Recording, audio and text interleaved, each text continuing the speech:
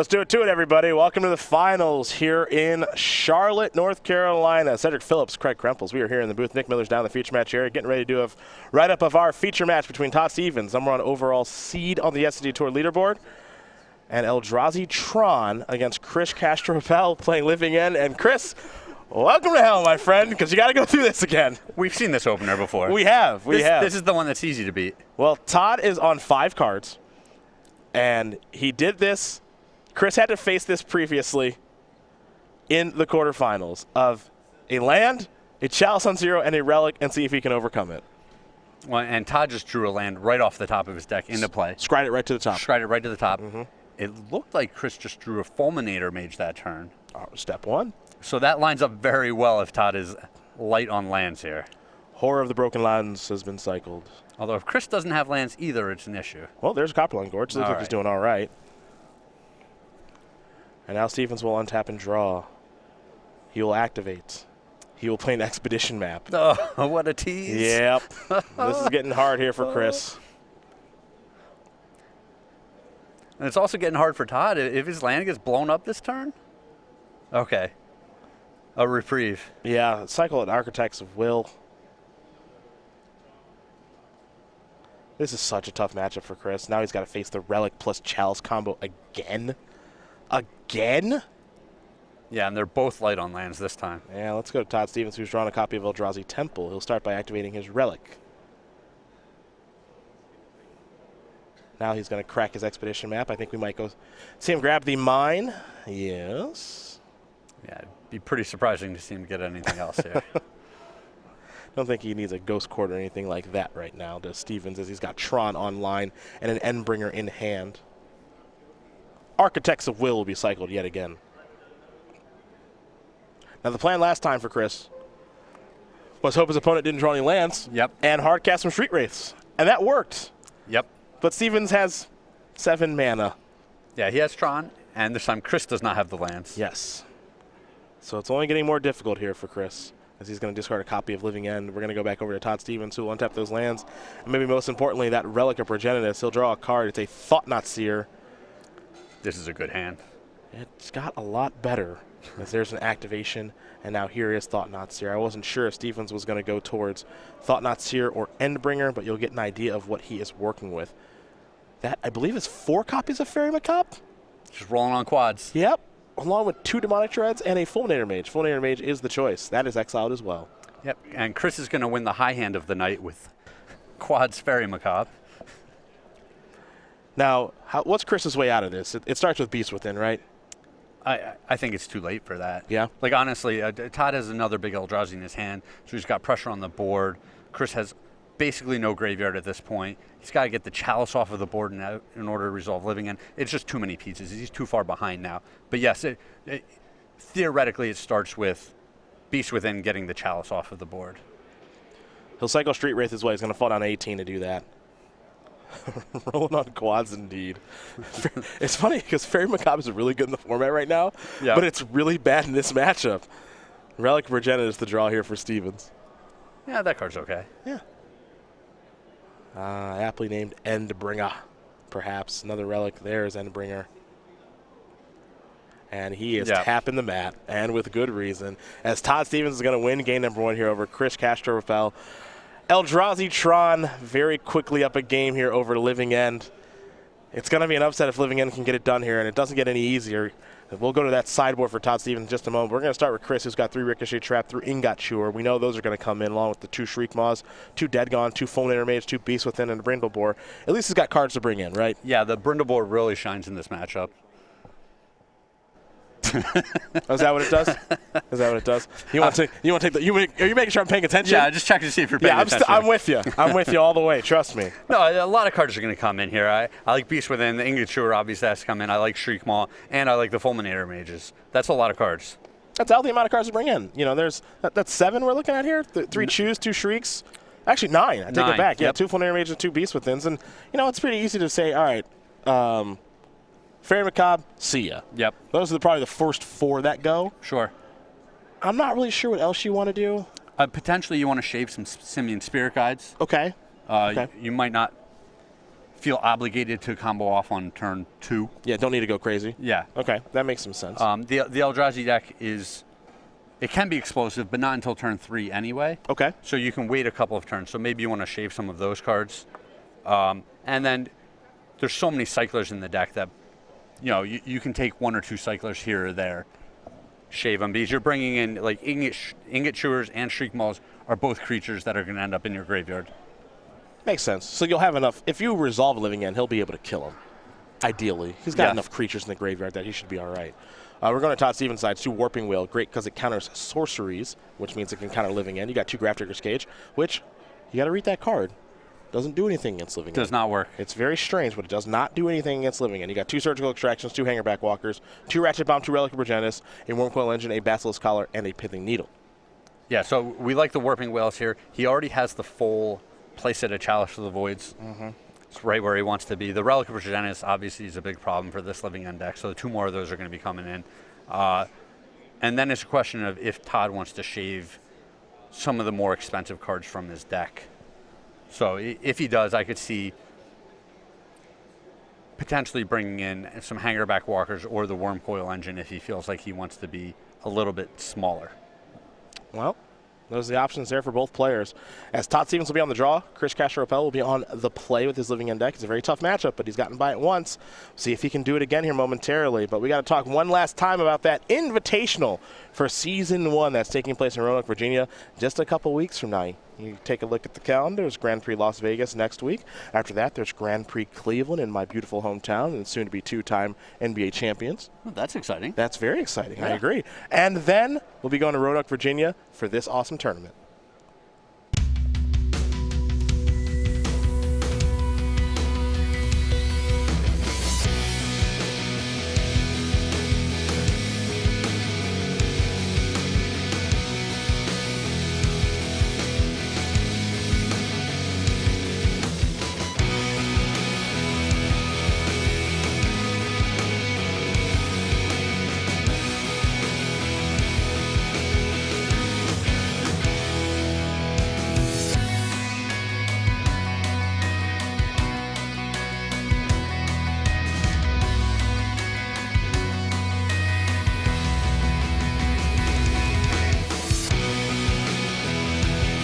June 30th to July 2nd starts the Games.com Season 1 Invitational Weekend in Roanoke, Virginia. We hope to see you there. Awesome artists, awesome tournaments. It's going to be an absolute blast. Great way to spend your summer before we head into Season 2 of the SCG Tour. I'm looking forward to it. You and me both. I'll be joined by Craig, Matthias Hunt, and Ryan Overturf, Nick Miller, the rest of the SCG Tour team. We're looking to put on a pretty awesome show. That'll be very memorable for everyone who does attend. So we hope to see as many people there as possible. And I know Todd Stevens will be one of them. Now that he's a Roanoke native, he's originally from Denton, Texas, as a 31-year-old, with a whole bunch of open top 8s. We might be putting a 1 on this slide very soon here, Craig. He's got to get 1 more game. Starting to fill up some slots here. Yeah, he might have an invitational top 8 on the way as well. You know, Eldrazi Tron is his deck. It's his baby. He streams with it so much, helped innovate the deck, and he's done a lot of winning with the deck. Again, 3rd top 8 in a row. Had a team tournament with Brendan DeCandio and Tannen Grace. And then in Baltimore 2 weeks ago, kind of a quiet exit for him. Got knocked out by Brad Nelson in the quarterfinals. A lot of people, I think, forgot that he top 8'd 2 weeks ago, but he's going to make sure no one misses this accomplishment. Chris trying to play spoiler here, and what's a difficult matchup for him. We'll see if he can tie it up. He's going to keep his opening hand, looks like. We'll see if Todd wants to. Now, you know that Todd did mulligan to 5 game number 1, but in a matchup like this, you're just looking for specific cards, I think. Yeah, he found all the right pieces in the first game. So one thing that I do appreciate about Todd is he did lose to Brad in the top 8 2 weeks ago, and he didn't say, oh, this is a bad matchup. What am I, like, you know, what am I supposed to do about it? No, he went back, he played a bunch of games, he tweaked how he's sideboarding a lot, and he came back confident. Yeah, that was the big thing that he's told us about a couple of times over the course of this weekend, which is, I think I figured out a plan against Grixis Death Shadow in my sideboard. And most people might say, oh, it's a bad matchup, I can't win, I hope I don't get paired against it, find a new deck, maybe play that deck, so on and so forth. But he doesn't want to go away from Eldrazi Tron. He knows the deck so well. So he's found a way, and maybe if he wins this tournament, no guarantee, but even a second place finish, we might see a bit of an incline in those ceremonious rejections again. Sure, yeah. A lot of people only had 2 in their sideboard this weekend. You might need more than that if you're a Grixis Death Shadow player. Horror of the Broken Lance has been cycled. And a Copperline Gorge is the land here for Chris. Looks like he's just going to pass the turn. There's a power plant, and I'm being led to believe that there might be a Warping Whale in hand. Maybe. There better be something. Yeah. He's going to need some big impact plays because he hasn't done anything on turns 1 and 2. We're going to head Chris's way. He's going to play Blackleaf Cliffs. And we saw Chris in his previous match play around Warping Whale very effectively. Tron online here for Todd Stevens. It's Mattery Shaper Mania, folks. Big payoff. Mm-hmm. Turn 3, 7 mana. What do you want to do with 7 mana? 3 2s. Deploy a couple of 3/2s. What do you want to do with 7 mana? I know what I want to do with 7 mana. Here's a Violent Outburst. Looks like just a little baby Living End. There it is. Sure, it gives him 2 threats on the board, And the Horror of the Broken Lands is actually great. You know, that's a big creature. yeah, you start cycling, that thing gets huge fast. Here's Surgical Extraction. I think that's going to take care of Horror of the Broken Okay, Lands. that was big here. We'll take a quick look at Living End really quick, because I think it makes you sacrifice the creatures that are on the battlefield. Each player removes all creature cards in his or her graveyard from the game, then sacrifices all creature he or she controls. So that's good because that means the Mattery Shapers will trigger. Yep, couple triggers coming. Yeah. And now he's got some bodies in the graveyard in case there's any future Living Ends that get resolved. He's all Surgical Extraction is going to take care of the Horror of the Broken Lands. For Chris, no, Chris, no, lay it back down. Simian Spirit Guide, a Beast Within, a couple other creatures in hand. Shriekmaw Yeah. and Mystery card. 2 mystery cards. There's an Architects of Will and looks like a Demonic Dread. You can't get anything by me. Oh, yeah, double Surgical Extraction. Ooh, that's a beating. Well, it makes a little more sense why he kept.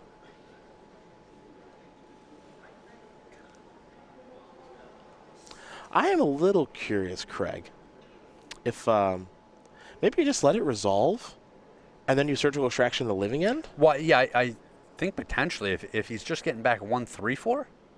Yeah, I think you can beat your Eldrazi deck. You can beat 1/3/4, right? Yeah, you definitely let that one come back, and then just get the Living Ends out of his deck. Because he's always got to worry about that now. Here's Thought-Knot Seer and Reality Smasher off of the Mattery Shapers. Well, those are better when you have Tron. I agree.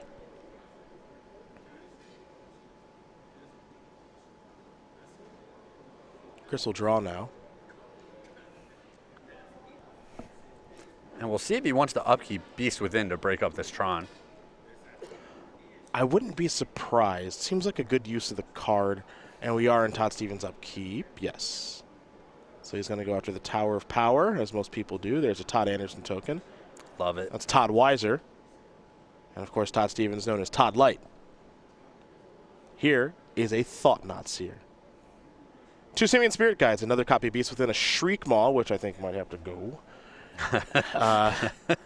And a Demonic Dread. It looks like he's going to take Demonic Dread. Okay. Yeah, I'm a little surprised. I guess Todd's saying, as long as you don't get a big Living End off, I'm going to be just fine this game. Well, Chris has drawn a copy of Living End, so in theory, he's only got 1 left. Yep. Remember, the Living End deck only plays 3 copies of its namesake card. And the one in his hand would be a little slow to go off.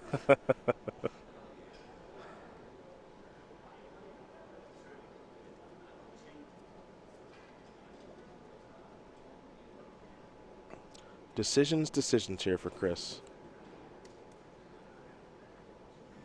Yeah, I would expect the Shriekmaw. Take care of the Thought-Knot Seer, draw a Take card. care of the Thought-Knot Seer, draw a card. And then he can decide if he wants to cycle from there to potentially draw another card. He also has the ability to hardcast Shriekmaw. I was about to say, it looks like he's thinking about hardcasting it, which also a pretty good option here. These Simian Spirit Guides don't really get better as the game goes long.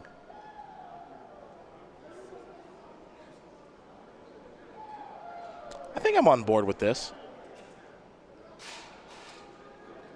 Oh, and we're getting even more interesting now. We're suspending living ends.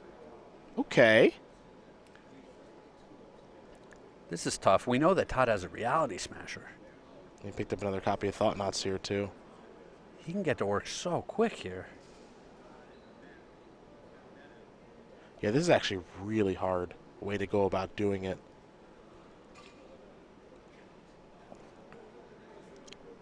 Kind of goes to show you how difficult the matchup is, though, for Chris. Yeah, there was no really good play for him that turn. Even if he kills the Thought Knot Seer, he's still facing a bunch of pressure from the Beast token and potentially Reality Smasher.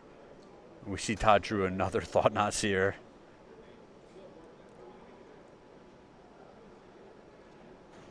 See how he wants to go about doing this. I think we might see Mind Stone first. Yeah.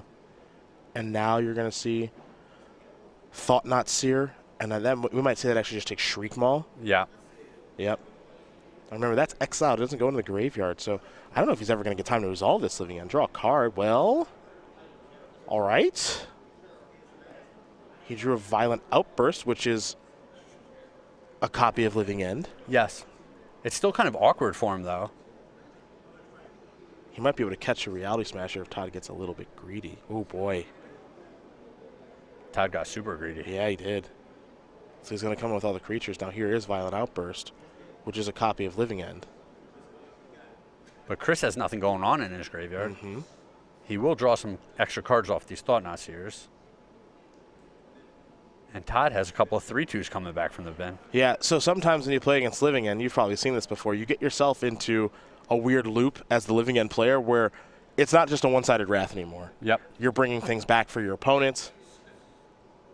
Well, and Todd has battled his opponent's graveyard so well that I think he's the only one getting anything here. I think you might be right about that. Yeah. So Chris is going to get the opportunity to draw 2 cards, which is nice. But what we're also going to see here in a moment, I think, is, yeah, I think Chris knows it too with the big smile, is his Living End's going to go off again, and Todd's going to get those other things back. Yeah, the Thought Knot Seers, the Reality Smasher. Yeah. So this might be bad for Chris any way you slice it.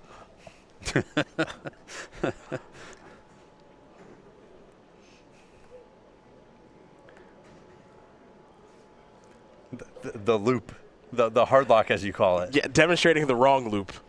Oh, you've got creatures in your graveyard and in play? Yeah.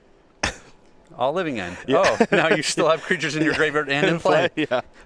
I guess I have the Living End again. I just have an infinite number of these, right? No, I have 3. I have 3. That's it. Well, we saw it. All its dust in Todd's hand, too. Oh, man, even Hangerback Walker's good against Living End. Because you sacrifice the creatures? Jeez. Sure. Not very good when it comes back. True. True.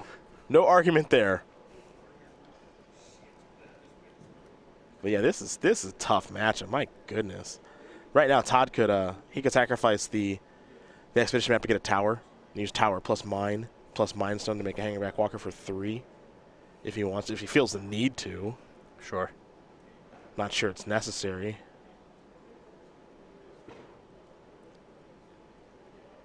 Yep, looks like he's going to go that route. And as I just mentioned, he has all his dust. Even if Chris cycles 3 or 4 cards before this Living End goes off, the all his dust is just going to clean them all up anyway. Mm-hmm. I think Chris might be in the hardest of locks here, Craig. I don't know if there's any escaping this.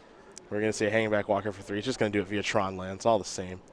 Todd's going to get 3 fatties back. Mm-hmm. He's going to strip 2 cards from his opponent's hand with the Thought Knot Seers. Yep. He's going to get 2 more cards from his Matter Reshapers. Yep. Who's Living End better for here? I'm not sure. I'm not sure right now. And when we watched the top 8, we didn't see any of this. No. But no. This is more of what we expected. Yeah. Here's Beast Within. It's going to kill Hangerback Walker.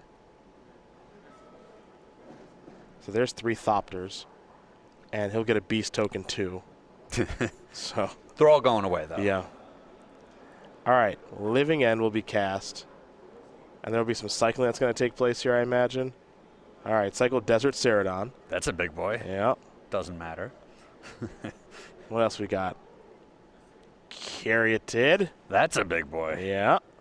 Yeah. All right. Did a lot. Oh, we got a Simian Spirit Guide cycle, another Ceradon. All right, building up a little board. Building up a little board. All right, Living End. Oh, he's actually at 2 as well. Yeah. Get back these clowns. So Todd gets back 3 creatures, 2 Thought-Knot Seers and a Reality Smash. He also draws 2 cards from the Matter Reshapers. Relic. All right, we'll put that one into play. Yeah. And Reality Smash is going to go into hand.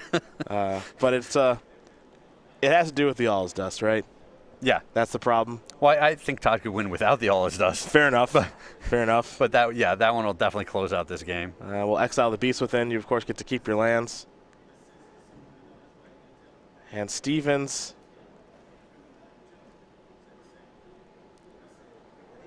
I think he gets to, Chris gets to draw his first turn because Living End comes off on upkeep. Yep. But in a moment here. A lot of things happened. Yeah, in a moment. Not a lot of them really mattered. We're going to see Todd Stevens untap and cast a very powerful 7-mana Eldrazi spell. And what feels like a long time coming is finally here for Todd Stevens as he plays an All Is Dust and attacks for the win. Yeah. Todd Stevens going to win this match here over Chris Castro-Rappl. 2-0. Eldrazi Tron will take care of Living End. And it's a long time coming, but I finally get to say it. He is your Charlotte Open champion. Yeah, and I think in a way, it kind of felt inevitable. Yeah. He's just been doing so well, so consistently for a long time now. He's been tweaking his deck. He's been putting in so much work. It was just a matter of time until he picked up a W. The